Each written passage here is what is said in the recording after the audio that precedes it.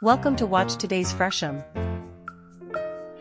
Tucked quietly behind hedges on a 5,000 square meter lot in Austin sits one of Texas's oldest brick homes. Built in 1851 by James Gibson Swisher, a Texas Ranger and signatory of the Texas Declaration of Independence, the house was constructed using bricks fired along the nearby banks of the Colorado River. Though the residence has undergone various additions over the decades, including a Victorian upgrade in 1889, architect Michael Sue recently oversaw an opportunity to reimagine it with both sensitivity and depth.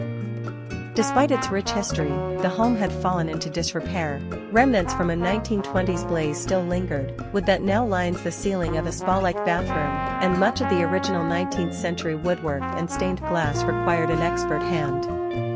There were parts of the home that were incredibly fragile, he says.